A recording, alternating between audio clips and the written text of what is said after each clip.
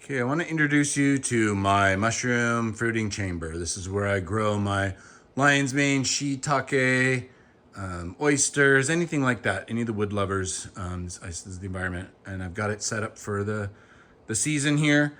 I've gone through a few iterations, and this is kind of version 4, I think.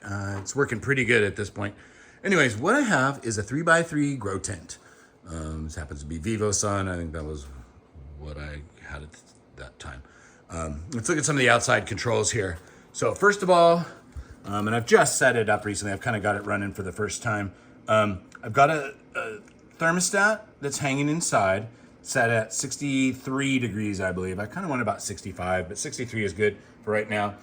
And so that is linked to a 2x4 heating pad, kind of a seedling heating pad that's hanging down the back. We'll see that in a minute. And then I've also got a humidity sensor in there, and that's connected to another sort of Inkbird controller here. I'm just hoping you can see. I've got that set at 95% humidity. What that does is that turns on this. This is my homemade humidifier. When the Inkbird senses that the humidity is too low, it kicks in and it starts both this fan, which under here is essentially like a computer fan, except this is a waterproof fan. And then, let me put this back on real quick. Oops. And then also inside of there is a floating fog mister thing. Whoa, you probably can't see it. Let's see if I can get you in there. Anyways, you can see it's making fog.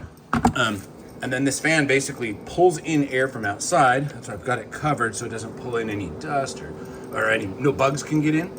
And then it shoots it up this tube into there.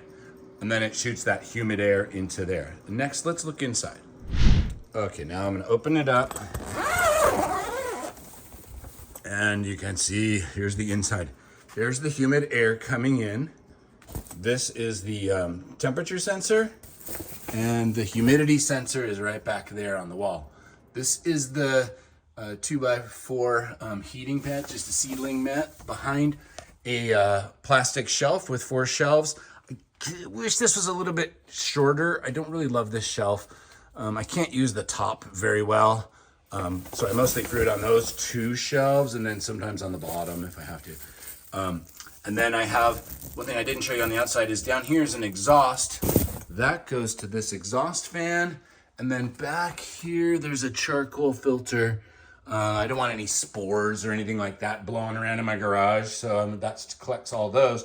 That runs 5 minutes every 6 hours, clears out this. And the reason it's on the bottom is because CO2 is heavier than oxygen. So the CO2 goes to the bottom. I want that to pull that out, and I want this to be fresh, humid air for them and come in. So there's kind of a cycle there. Fresh in from the top, old out from the bottom. And that's basically it. I don't have any mushrooms in here right now, but pretty soon we're gonna get 4 lion's mane blocks in here and see how they do. Oh, by the way, up top there, my light is an aquarium light. So it's totally waterproof. It's immersible. And then it has it's on 12 hours on, 12 hours off. It has its own little timer. It used to come with it came with an app that allowed me to do really cool settings, but that app doesn't work anymore. So I just have it 12 hours on, 12 hours off. Full spectrum light. And that's about it. So temperature controlled, humidity controlled, and yeah, it works pretty well.